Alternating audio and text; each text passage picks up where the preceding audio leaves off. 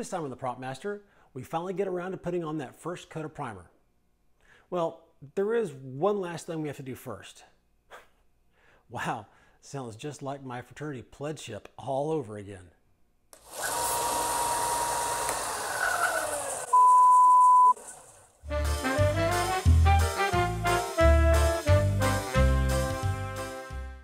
Okay, so I'm going to try to keep this as brief as I can.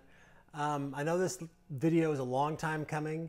Basically, I had some issues at the very end of the painting process, or for the priming process, and it's been hovering right around 95% humidity for the last, I don't know, a little over a month. So that's definitely made painting anything kind of a big issue. So that's kind of drug everything out a little bit. But beyond that, in this video, we're going to smooth everything up. Some things we probably should have done before we did the plasti dip, but you know, we'll get it smoothed up and get some primer on it. And so let's get started. Okay, for the next step, what I'm going to do is I'm going to use some caulking to fill in any gaps, smooth out any edges that I have. As you can see, I've already done some work on it, but I'm going to go ahead and show you, you know, the techniques and how to do it. Most of what I've done has just been, this particular foam has a lot of little just pinholes, little bubbles in the foam. So I've just been kind of filling some of the worst of those. The main thing you want to do with this, well, let's go back a little bit. There are several products that you can use on my helmets. You've seen I've used this. So this is the Bondo bumper repair kit, and one thing I like about this is that it is sandable. So you can get it on there, get it as smooth as you can, and after it cures, if it's still kind of rough, you can sand it smooth. And on the helmets where there's really not any flex anywhere on the helmet, this is flexible, but it's not super flexible. I mean, it's flexible like the front bumper on a car is. But it can flex quite a bit, but I'm not sure I would trust it because it's a little bit harder than the foam.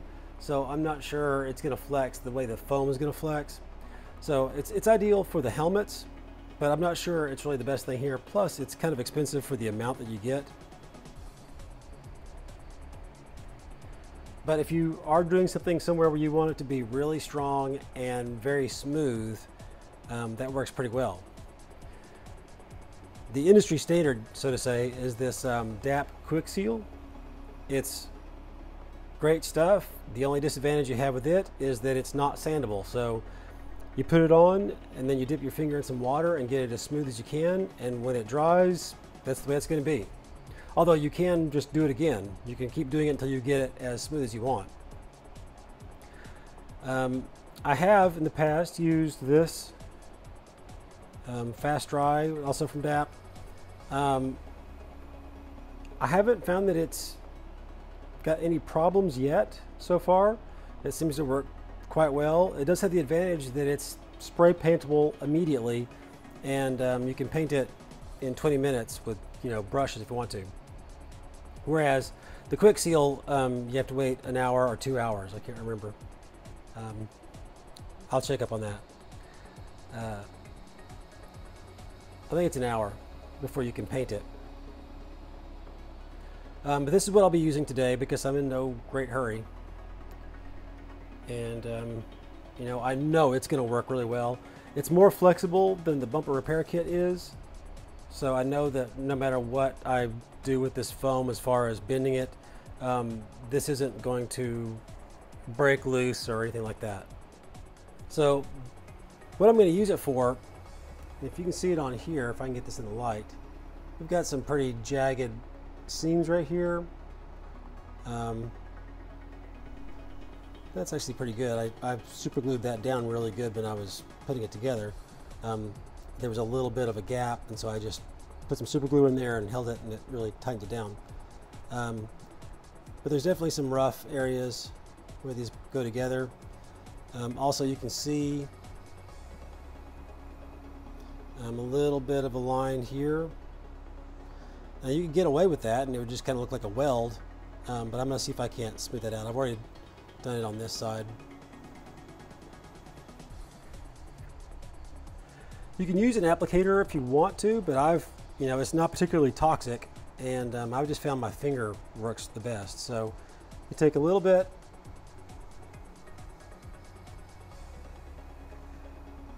and wherever you want to go, you just basically put it on pretty thick.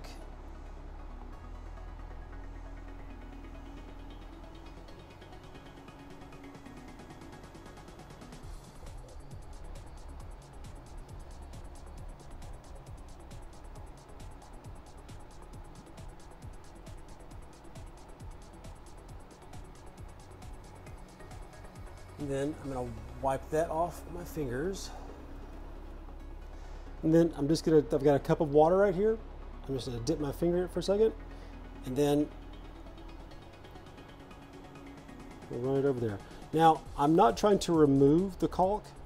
The only thing I'm using the water for is as a lubricant, so that my finger slides across the top of the caulk, and instead of pushing it along, that way I can really smooth it out.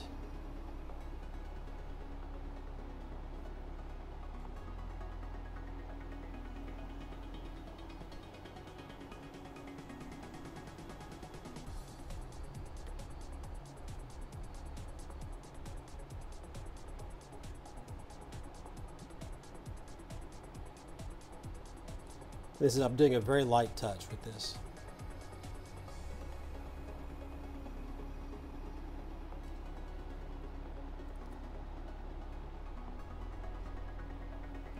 Yeah, just some little ridges here from.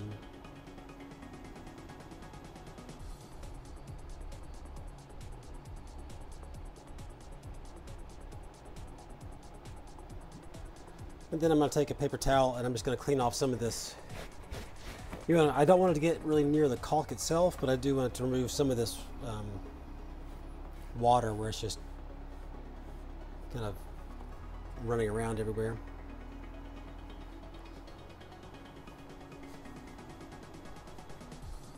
I'm really struggling to get this on camera. Okay, now I'm going to do the same thing, just to fill in these gaps in here. I'm going to move my water over here, that way I can get this on camera a little better. So now I just dip my finger in there and a little more water, and now I can smooth this out.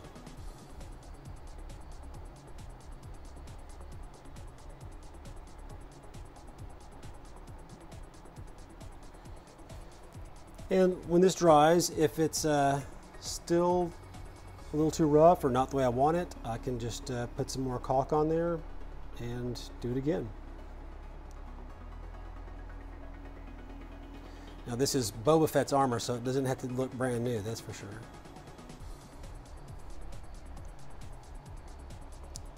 Okay. That's looking pretty good. I mean, it looks terrible at this point, but I think as far as being smooth and the seams looking pretty good, I think it looks good. And I'm going to let that dry. And that's pretty much what you're going to be doing on 99% of everything on your armors. Just if there's a little ridge you don't like, you can sand it down and then hit it with that, hit it with the caulking. What I found works really well for this is, instead of, see, here's where this little piece was just sticking up, but now I've built some sides onto it so that it's one piece that comes out as opposed to just a flap sticking up. And that's what we're going to do now. So I'm going to start out with the bottom pieces here. By the way, this is kind of what it will look like if you don't get a nice heavy coat of the rubber Plasti Dip when you're spraying it on. This is just the overspray from the other side, but you can get this kind of really rough surface. But I digress. I'm trying to find an angle where you can see what I'm doing here. this looks okay. So I've got the caulk, and I'm just going to go in from the back side, and I'm just basically pushing it into there. The bottom part is pretty easy. And the top's pretty easy too, but the bottom is the easiest.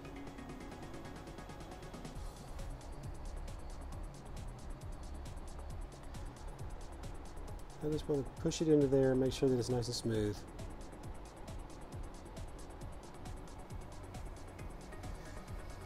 Then I'll actually do the shaping.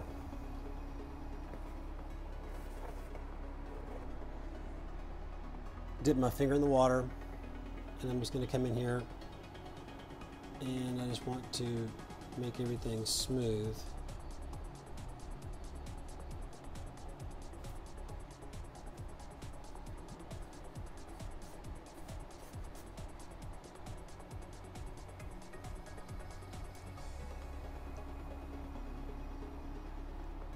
Might be easier to come in from the back side.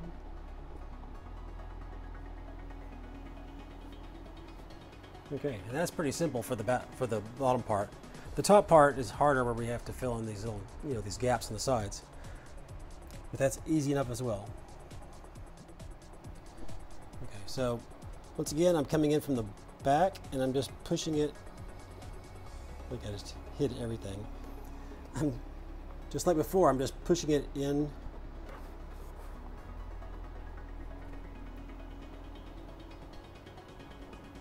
Basically pushing it into that gap.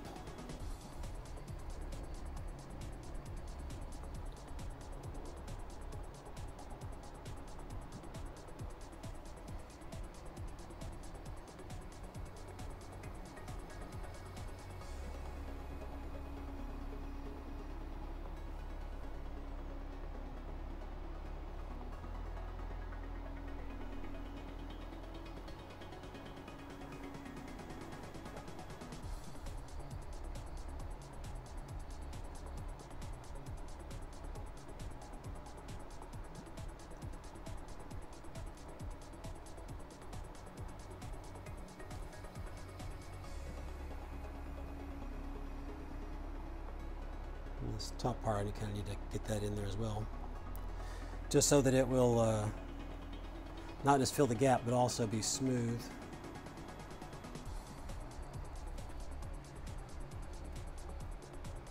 Okay, once I have enough material in there, then dip your finger and just smooth everything out to where it's all even. There's no abrupt transition anywhere.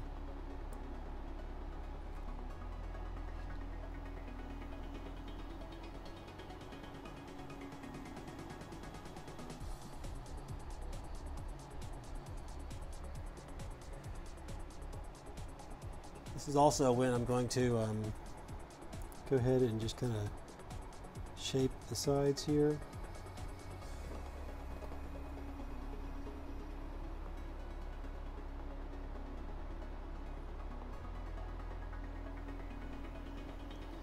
And these will probably take a couple of applications, not because they'll be rough, but just because the first one's probably going to have a little too much curve to it. Be a little bit more concave, and I want that to be more just straight down, but it's going to be almost impossible to get a perfect straight edge there, so I'm going to go ahead and get this the way it is. It's going to have a slight curve to it, and then after that dries, I'll go ahead and fill in that gap basically. Ideally, probably should have done this before putting on the plasti dip, but it really doesn't matter. Now, in case you have some of these big bubbles in your foam and you want to fill them, it's extremely simple to do. Although it does make everything look kind of ugly afterwards, but let's see if I can find there's a big bubble up here. So I've got a couple of big bubbles here. Just going to take some of it. I just want to push it to make sure that's in there. It's really easy for it to pull out when you're wiping it on. You just want to make sure that it actually fills in. Then I wipe the excess off my finger. dip my finger in the water and just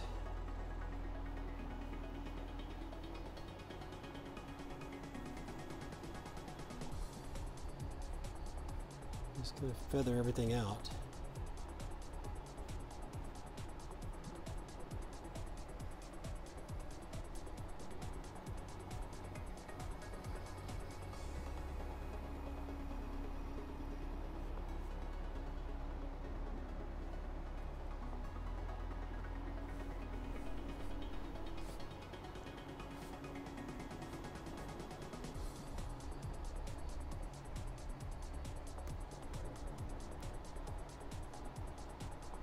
Okay, and that's that.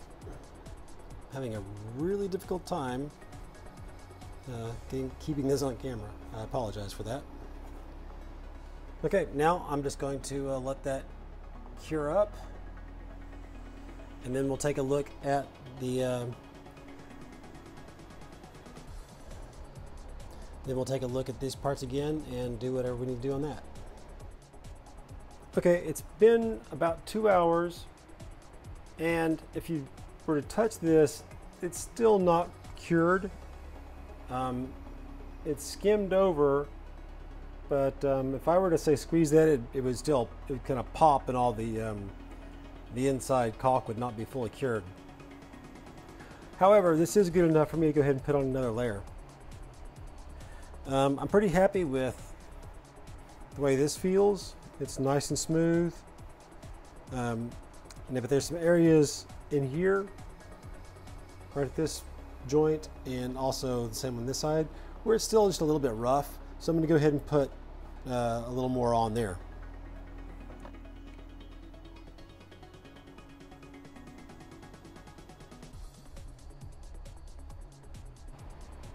Now it's going to take this stuff about a day and a half, a full day and a half for it to fully cure.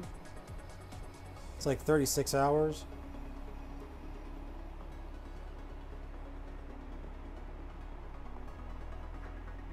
So that's effectively, 2 days before I'll be able to really do anything else with this. I'll be able to paint it before that, but for it to be 100% structurally secure, I'll have to wait. For joints like this, you can, if you want, go ahead and put it on like you would if you were actually caulking something. By the way, this is a great way to simulate a weld if you're doing what looks like a couple pieces of metal that are welded together. If you put it like that, you can actually simulate that whole little circular pattern that you get with a weld.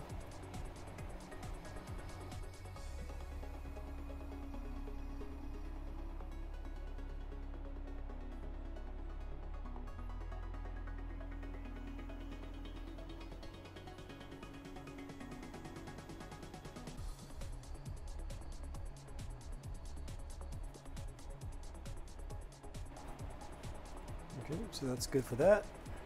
Put it aside.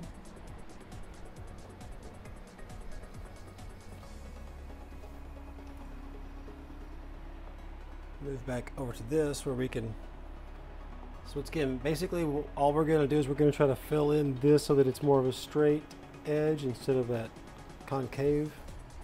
And then also if there's any rough areas in here, fill in those areas. So if you want to work on this more quickly, then I would suggest using the other was it Alex Fast Dry, the DAP Fast Dry, this one, because it also cures much faster.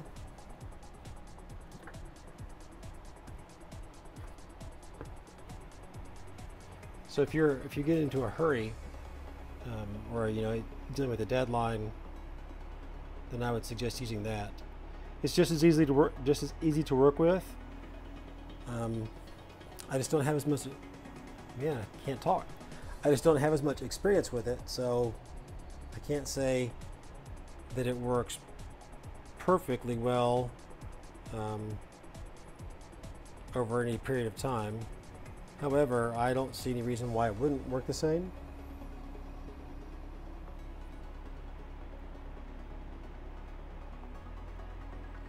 So once again, I'm just kind of getting the material on there first, and I'll go into the shaping and smoothing using the water.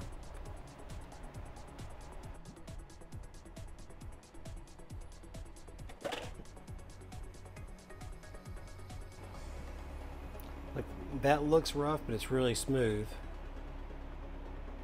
The white areas of the caulk are just where it's filling in divots that are in the foam.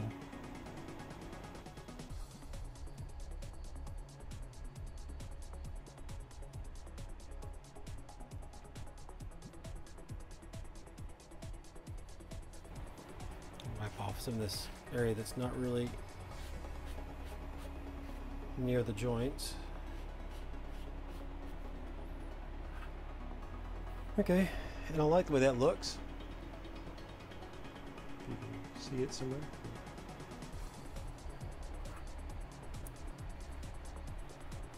And I'm happy with that, and in 2 hours we'll be able to go ahead and paint this.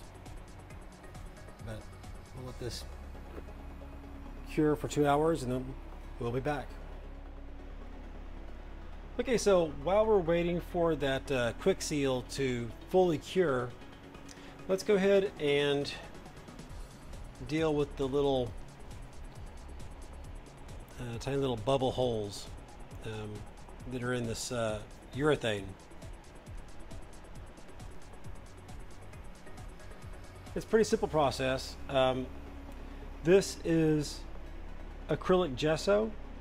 You can find this at pretty much any store that sells painting supplies, like artistic, like an art store or craft store that sells paints for painting on canvas. Any place you can find that, you'll be able to find a gesso.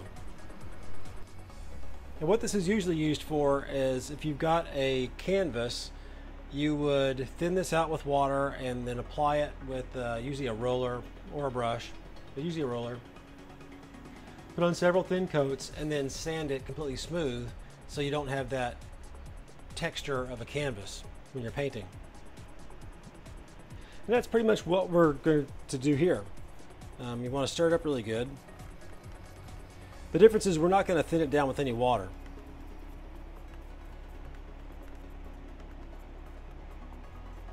I think I've said it in a past video, it would be nice if you could actually find this stuff that was like a putty. So that it was kind of like a spackle, except that it would flex instead of crack, and it wouldn't take 24 hours to dry.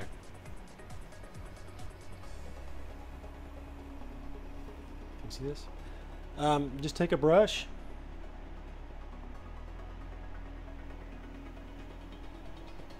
and sometimes you have to kind of dab it in there, but ideally you want to fill up those little holes, not just cover over them.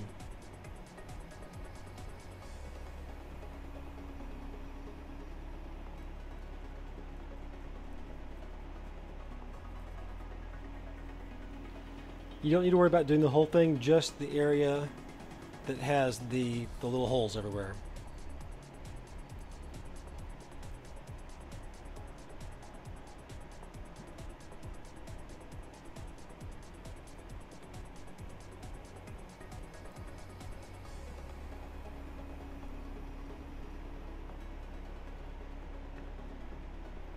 Unfortunately, I found that even the filler primer will not fill up these holes, so you kind of have to deal with it.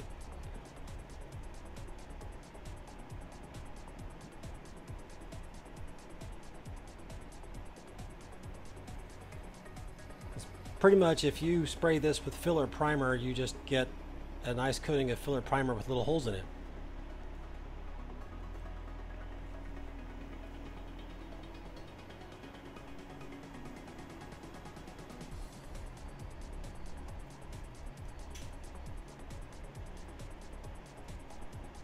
You might want to work in a little smaller.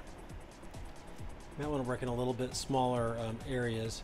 But once you get the little holes filled, go ahead and smooth this out as well as you can, because any texture that you leave on here, you're just going to have to sand off.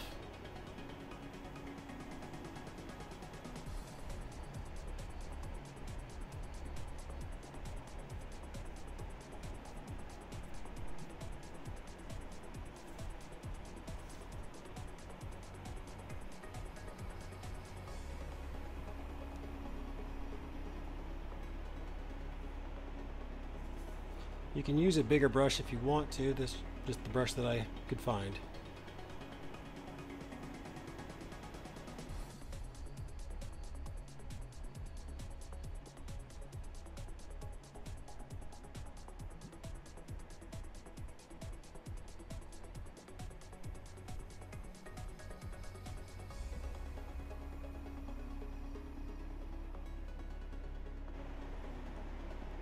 Some of your little holes start coming back, then just go ahead and hit it again. At this point, I'm really just trying to smooth everything out. Okay, and we'll go on to the next one.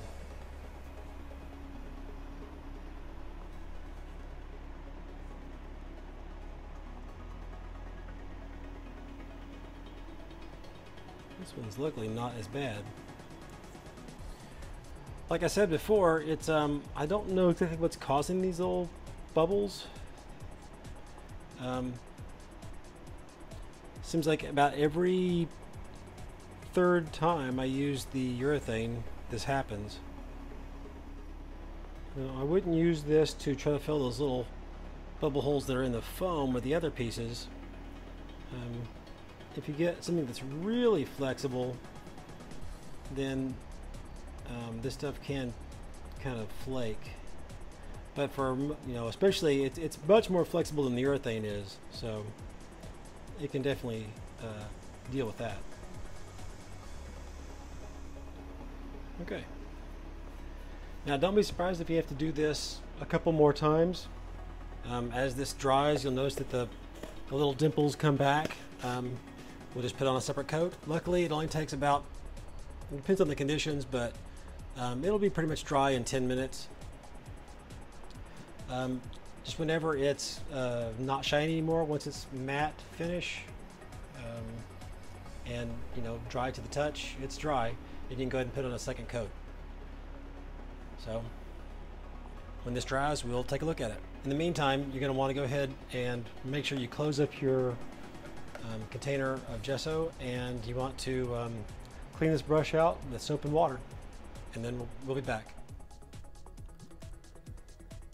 Okay, if you take a look, you can see that some of the holes are still there. It's nowhere near as bad as it was, but some of them are still there. So let's go ahead and put on another coat.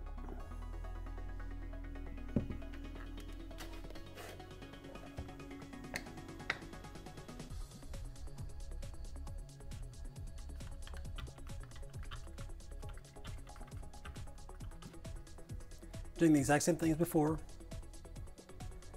I'm going to try to push this down into the holes as well as I can.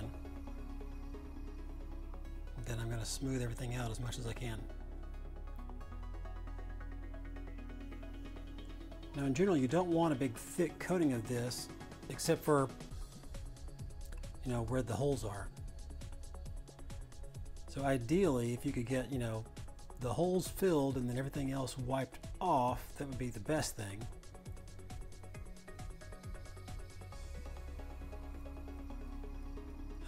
You know, minus that, just do as good as you can. Looks like I missed some holes here. Okay, that looks good. Next. This one's actually a little better than the last one. It looks weird over here because of the gesso itself, but the holes themselves look good. A few of them are still there, but for the most part they're covered up.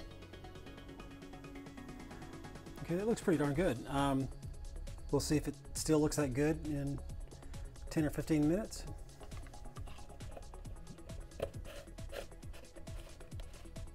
And I'll go wash out this brush. Okay, these have dried off now. And you can barely see it.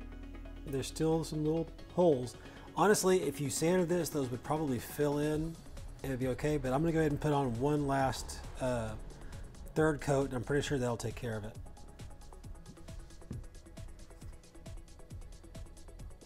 This one's even better. There's just a smattering of holes left right over here. And you know the drill by now. Okay.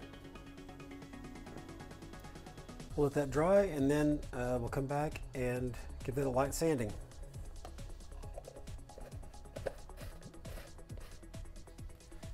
But first, clean the brush. Okay, this is dried off now.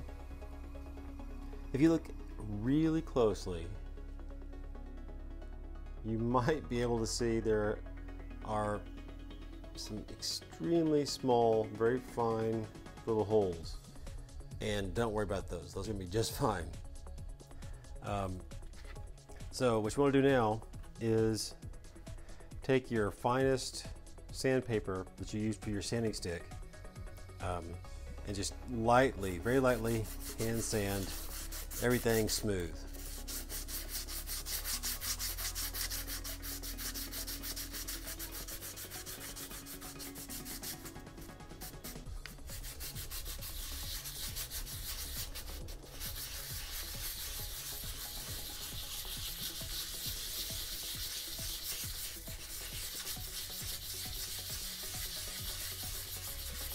I'm not really pushing down much at all. I'm just very lightly in circles. That way you don't get any little streaks.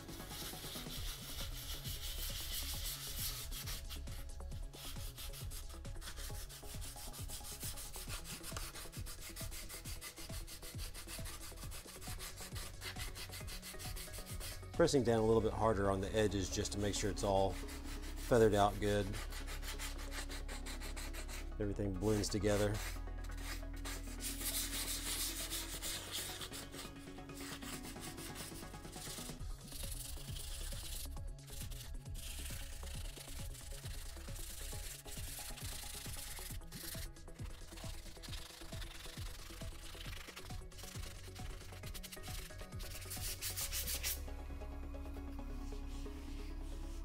That feels good. I don't feel any kind of texture or anything, so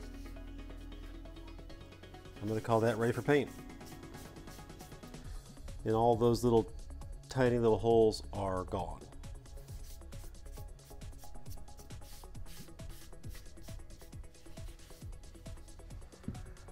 Repeat it on this one.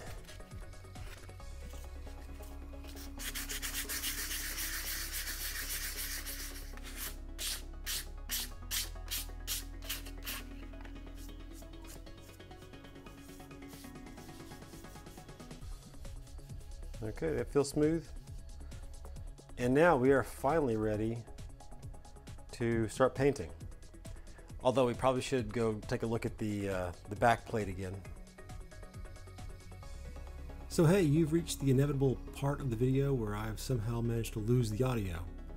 I think basically I'm just looking over here and everything's looking good. It looks nice and smooth. I mean, it looks like a mess actually, but it's the parts that I've actually worked on and tried to build those sides there. Everything looks nice and smooth. It's all strong enough. I think it's going to work fine. Once we paint it, it's going to look a lot better. But I think that's all I'm doing here. Is basically deciding that everything passes muster and we can go on. Okay, let's go ahead and cut out these two slots for the display. Really should have done this earlier before we plasti dipped, but you can do it just now. You can do it fine just now. When you cut this out, make sure you cut it out on the outside of the lines. Otherwise it's going to be too small. I've intentionally made these a little bit short. They're not as long as they should be, and that's just because if you actually have some electronics you want to mount in here, you're going to want to I wanted to make sure they were too short and not too long. So if you've got electronics, measure those and, you know, alter your pattern accordingly. And since I painted this already with the plasti dip, just I laid the pattern on top of it again and traced it out. So once again, I'm talking about how you want to cut on the outside of the lines. You want to try to make sure that you're coming in straight and not at an angle. If you had like a sandbag or some, you know, a bag of shot or something like that, would be amazing. Perfect time to use that. You could lay this down on top of a, you know, a curved surface. Otherwise, you're just going to have to hold it in your hand and be really careful not to push this through and into your hand. So once again, cut on the outside of the lines. If you don't have any electronics, then you can just follow these.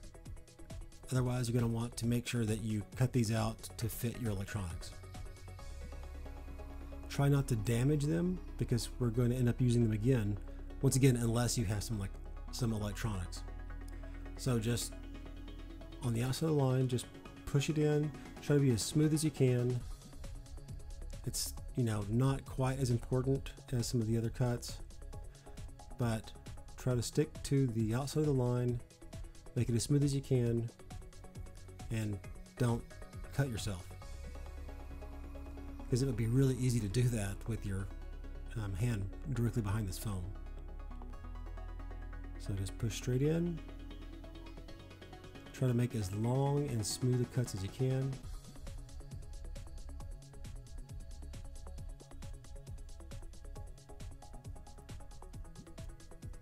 It would be really easy to cut too far, so you might want to stop short, turn the knife around, and then cut back to it. Depending on the width of your blade, you know, these side cuts here are pretty simple. Just plunge in and that should pretty much take care of it. You might have to do a shortcut. And then just carefully pull it out. It's helpful at this point to place it down so that you'll remember what side is up. Now for the smaller cut, it's going to be a little bit more difficult. Okay, well, let's go back. I think I'm talking about how I'm going to just glue it back in, but only halfway in from the back. That's if you don't have any electronics. Like, I'm not going to put any electronics in here, so I'm going to put that halfway back into place. So for this uppercut, the top and bottom are going to be exactly the same, but the sides are going to be a little bit more difficult just because the blade is about twice as wide as the cut you're going to try to make. So what I'm going to do is I'm just going to come to each corner and I'm just going to push in as far as I can go without cutting past the other line. And then go to the other corner and cut back in toward the middle. Do that on all four corners.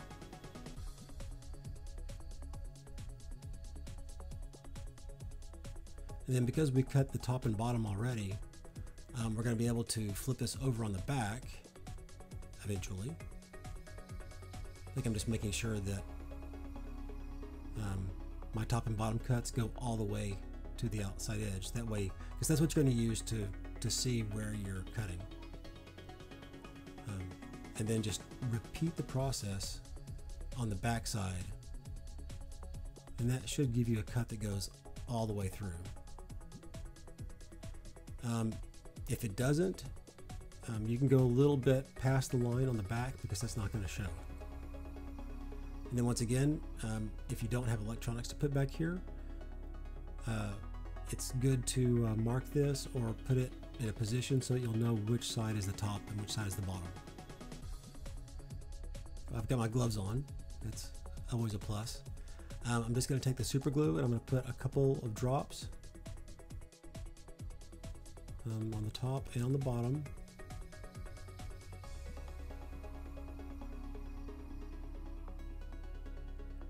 And then I'm going to slide it halfway back into position from the back.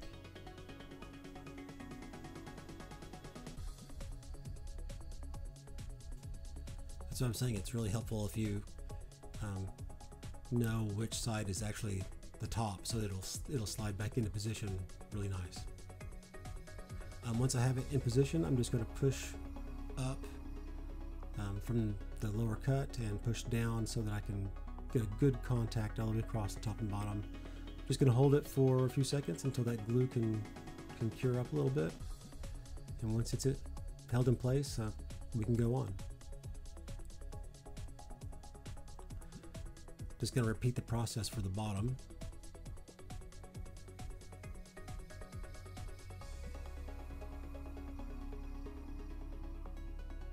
It's a little bit bigger piece, so I'm going to put some glue on the top, the bottom, and just a little drop on the sides, just to make sure you don't get anything kind of sticking up, a corner sticking up or something like that.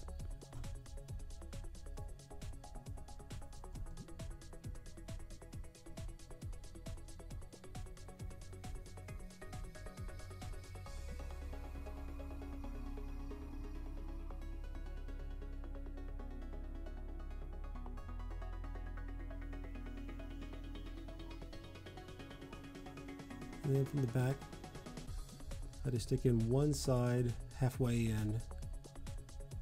Just have to decide which side that is. Wipe off any excess glue that I've got on my hands. So just push one edge of it in halfway and then kind of feed it across halfway in. I mean, there's a good chance that you're not going to get perfectly, the perfect alignment halfway in all the way across. Just get it as close as you can.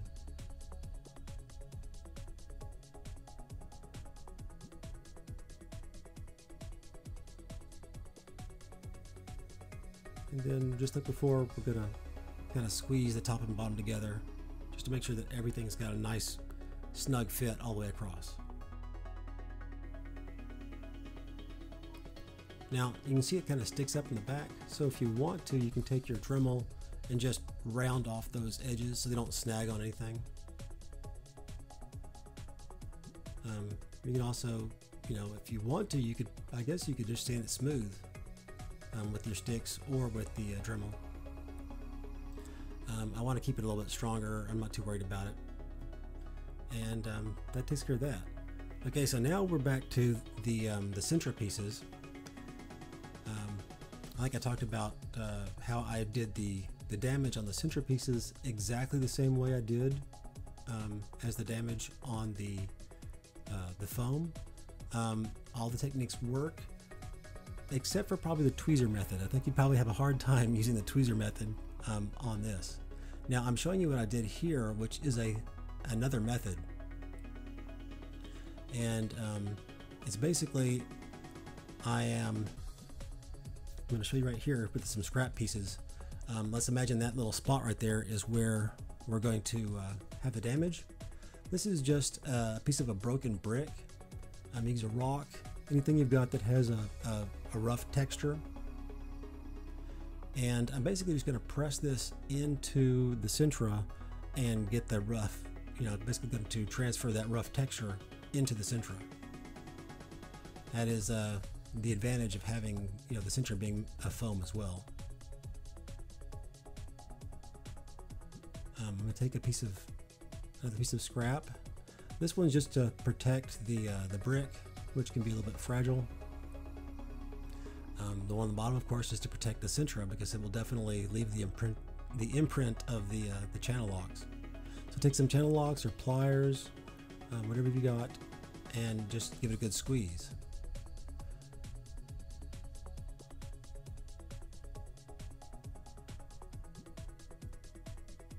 there's a good chance you're going to get a little bit of the rock stuck in there a little bit. You can see it transfers the texture nicely. In this case it did break, but that's fine. And it also helps to break up the pattern of the object. So we'll go back to the other piece. No, I guess I'm going to go back and find it.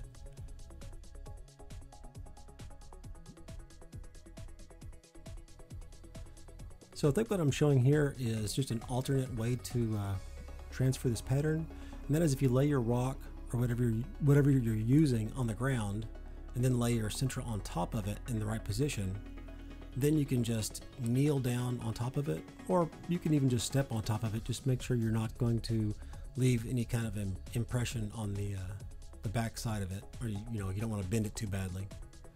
So I'd usually just kneel down on top of it, and then just take your other piece and move it to a different spot in there and keep going. Whether or not you're using a pair of pliers or your own weight, what you don't want to do is to leave the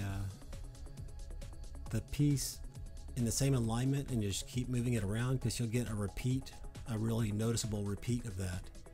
So you want to make sure that you change the angle as well as position of your rock or brick fragment, or piece of metal, or whatever you're using to get the texture, and just keep moving it around until you get the effect that you want.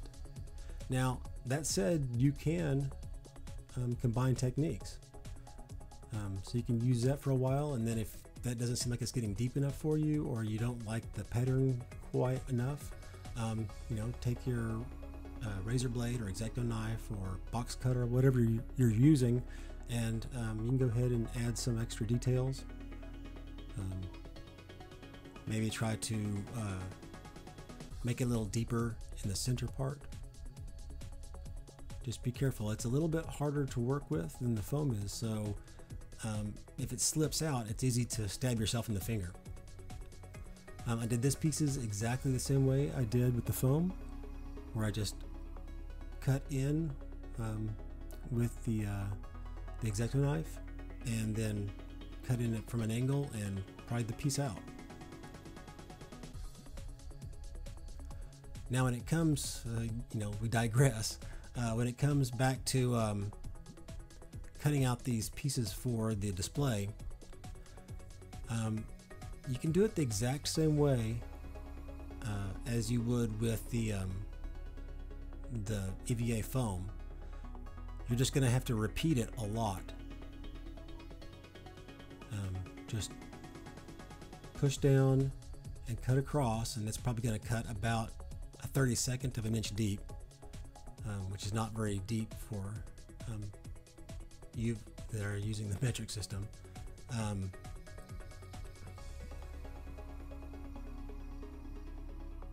And like I said, I've only cut next to the line, and then I switch it back so that I can keep it from going past. And then you're just going to have to keep going back and forth over and over. I suppose you could drill a hole in there and then just use a skill saw or some kind of electric saw that way, or a keyhole saw, and that would work, but you can do it easily with the X-Acto knife. It's just going to take some time, and I'm not going to make you watch me spend 30 minutes running over the same lines over and over again. I think I'm getting a little bit frustrated trying to push all the way through. That's really not going to work very well for you, so you just need to keep making. Yeah, I'm definitely going for it this time. I can push it through there, but that's not going to be very fruitful in the end. You're just going to have to keep cutting along there, and I'm not going to force you to watch all this, so I think we're going to cut away pretty quick.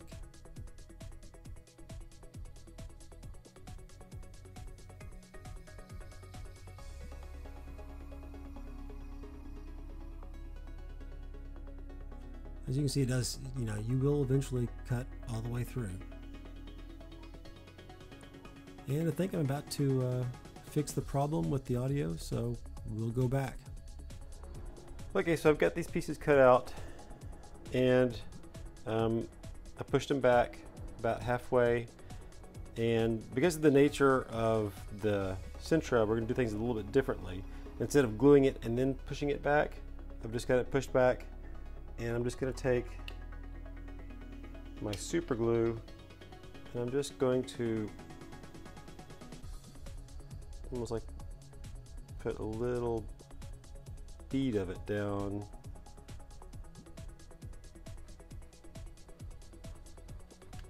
the top and bottom edges.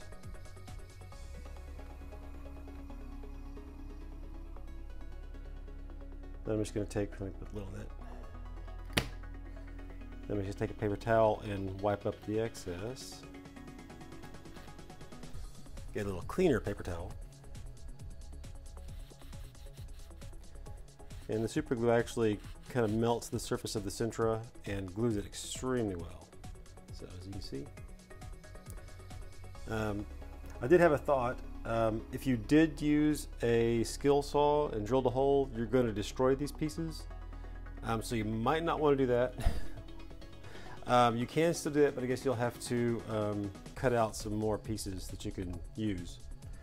So you're probably better off just using, your knife and being very patient.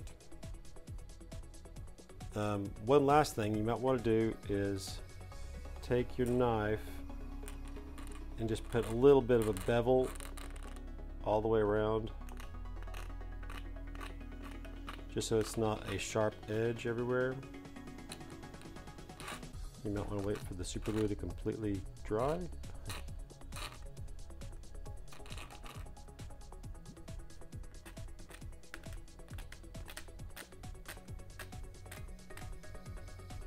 Basically, I'm just trying to round this sharp edge off a little bit.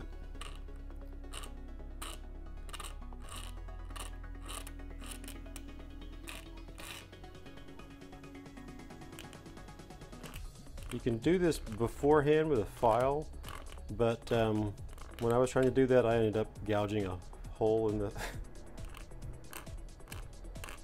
just, you don't pay attention, and next thing you know, you've done some damage. I'm not too worried about it. I mean, this is Boba Fett's armor after all. And even if I wanted, if I didn't like that, I could just take some of that sealer and the quick seal and fill that in real quick. Okay, so now finally I think we're ready to paint.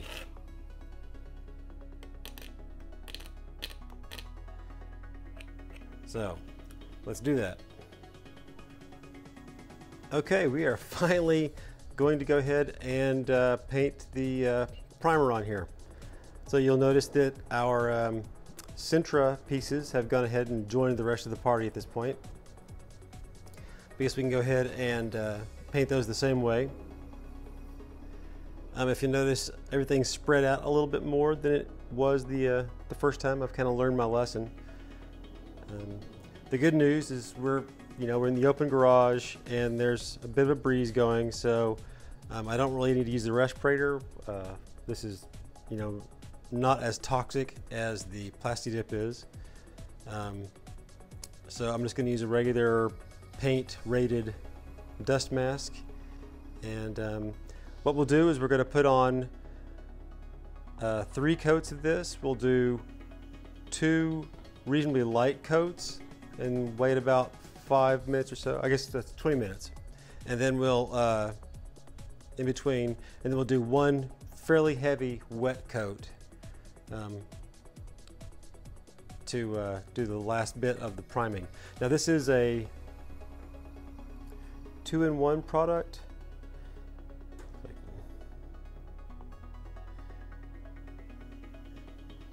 It is a filler and a sandable primer. Basically, this is just going to give you a little material to sand things smooth if you want to.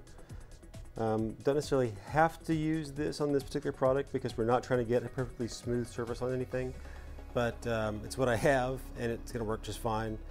So you don't have to use the filler primer, you can just use a primer. But I do know that this particular product is flexible enough for this. You want to test your paints if you're going to use spray paints, because some spray paints are flexible enough for this material, and others, if you bend it fairly sharply, it's going to crack. This is just a test piece that I did. I really got the camera in the wrong place today. If you can see here, when I bend this, it bends, it flexes without any problem at all. But you notice this yellow here, it basically just cracks into long cracks along this way. Back to this paint here is fine again. Now, so this is Rust-Oleum and this is Rust-Oleum, and they both worked fine. This is Krylon Color Master, and it seems to be a little bit too brittle. Unfortunately,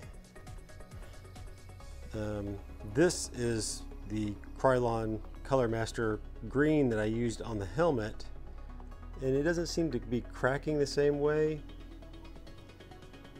as the yellow, although there is a crack right there, I can see it. Unfortunately, this is the paint that I used for that, so we're going to have to come up with a different color combination. Okay, so got my primer, and it's been just like before. It's been soaking in hot water for 10 minutes, and I've shaken it for a full minute. And so now I'm going to put a fairly light coat of paint on here.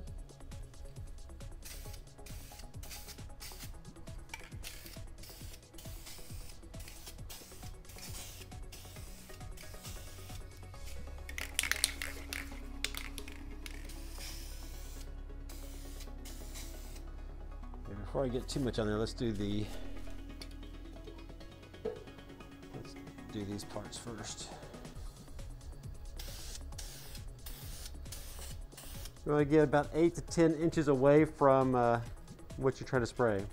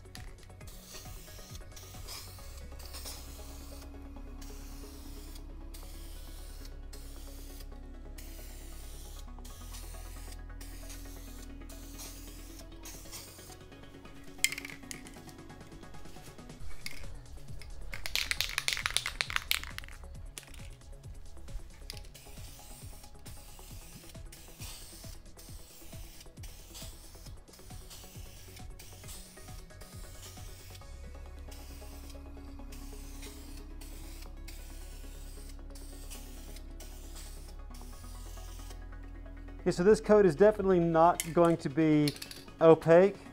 You just want to get a fairly even coat on there, not too heavy.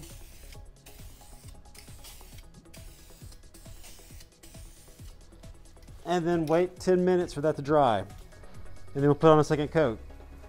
In the meantime, I'm going to go ahead and do all the rest of this. And then we'll be back after I do it all, and then we wait 10 minutes. Okay, it's been 10 minutes since I started spraying the first piece. It took me about a full can to do everything, but remember I've got 6 extra pieces on here, so you should probably be able to do the whole thing with 3 cans, all 3 coats.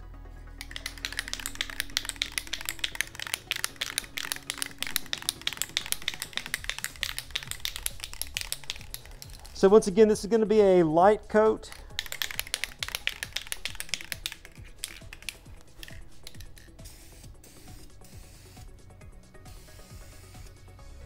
And once again, I should probably start by doing these pieces here.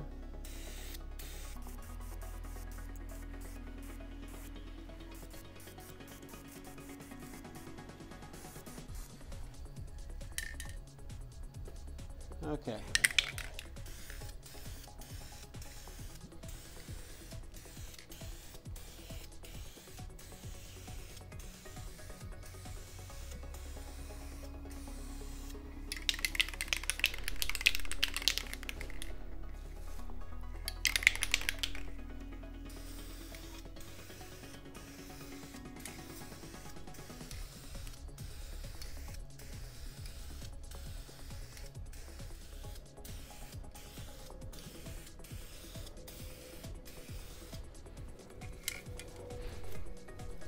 Now with these Sintra pieces, you want to make sure that you do get the edges good, because you really need to seal up those edges, otherwise the Sintra can deteriorate.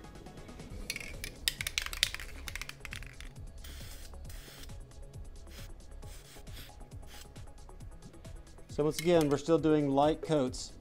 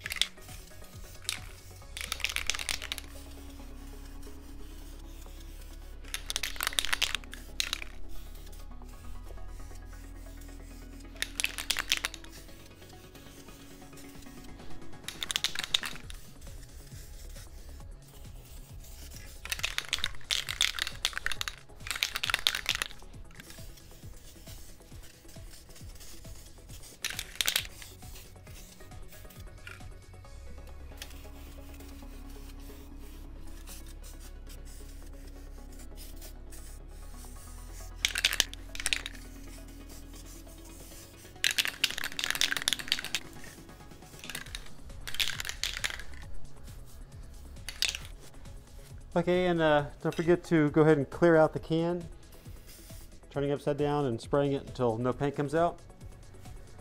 We'll wait 10 minutes and we'll put on the final, more medium, wetter coat.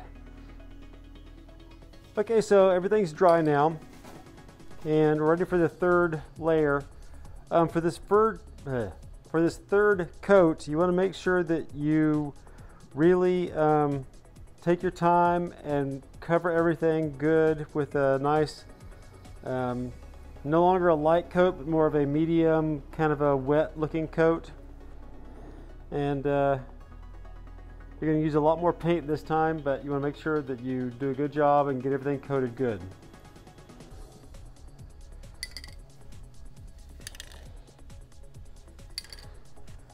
So let me go ahead and take this piece.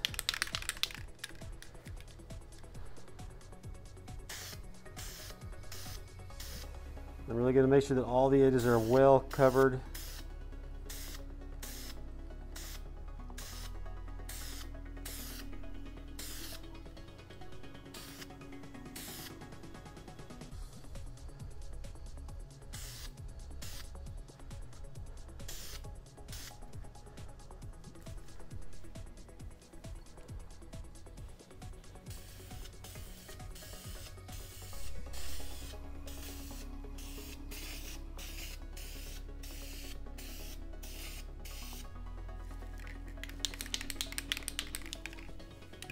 Up so you can see.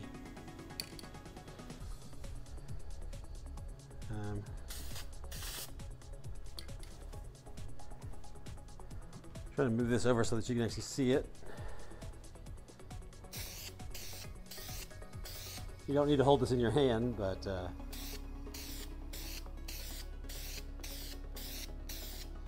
so it's going on thick enough that it's got a nice sheen to it. Not so thick that it starts to run. That's what you want. And just take your time and make sure you get a good coat on everything.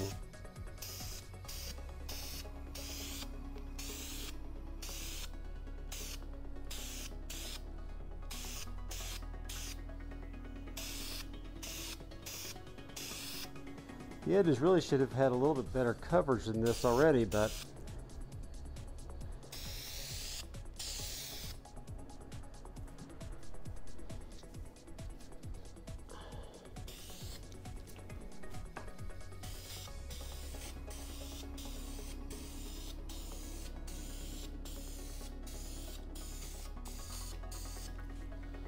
I'm going to try to hit it from multiple angles so that you don't get any shadow effect.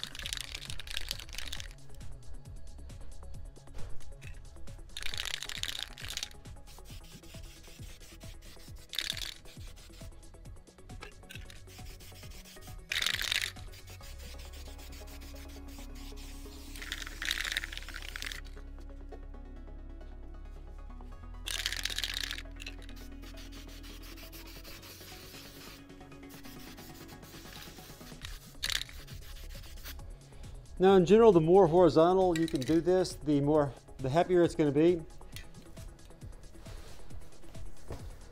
So if you can spray it, you know, hold it up and spray it this way, or somehow stand it where you can, you know, go horizontal, especially when the can's almost dry, it's going to work much better that way.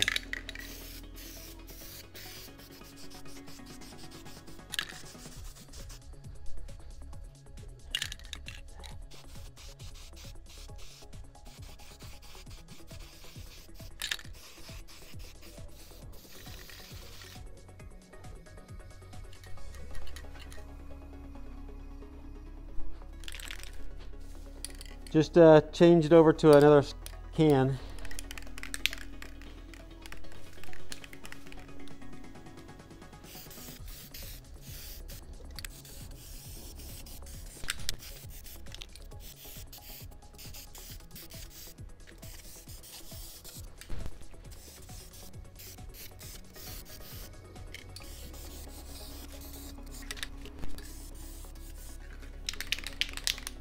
Okay, and the last piece.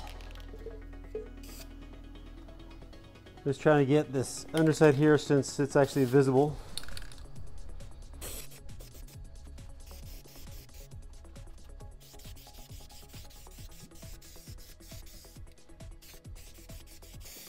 I hope this is remotely on camera.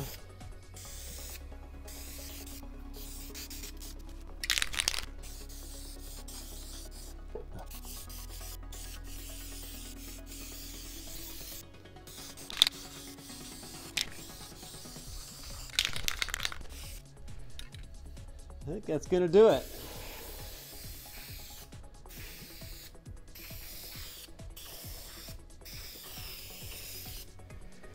Now, this is the minimum number of layers you want to do. You can easily go through and do another, you know, 3 or 4 layers. Just depends on how much paint you want to use. So this is a minimum. We're going to take a look at this after this dries.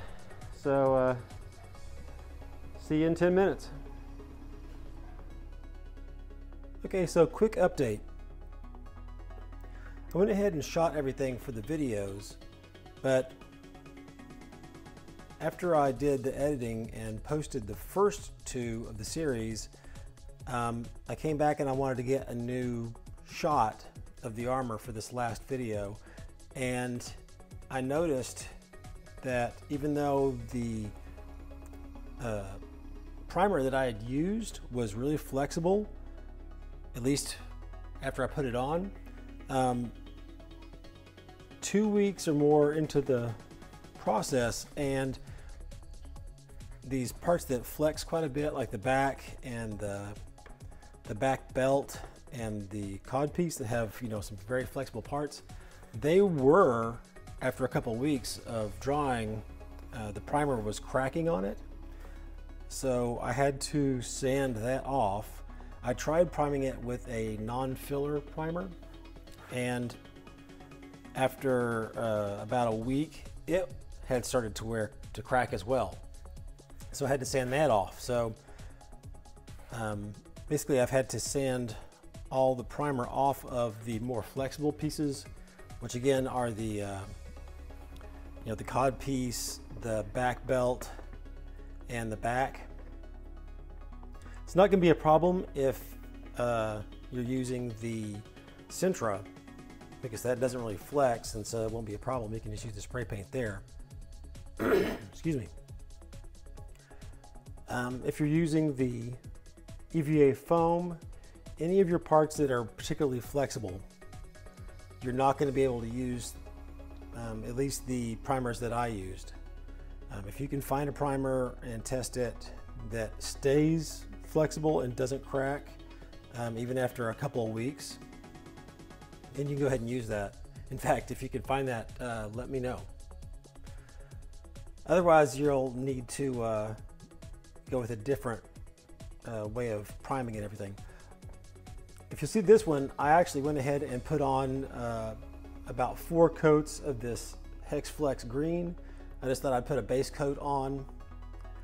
But really, this is the paint and the primer, so there's really no point in priming it. So what I would do, if you're using the EVA foam on your more flexible pieces like this, just leave it with the Plasti Dip and don't worry about putting a primer on it, because we'll be using a latex paint on that, and we'll not need to prime it basically. So just go ahead and leave those the Plasti Dip and do not spray any of the primer on.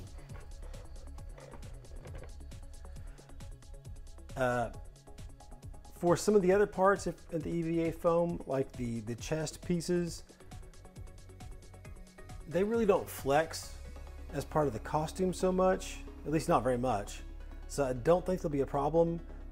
However, when you pack them, or if you're going to put them in a suitcase or something, or just, drop them on the ground to store them, then there's always the possibility that they could get bent and crack. So it's up to you as to whether or not you want to go ahead and spray paint those, or if you want to use the latex paint like we'll do later on. And like I said before, if you're using the Sintra, that's not going to be a problem. The knee armor shouldn't be a problem. That's very rigid.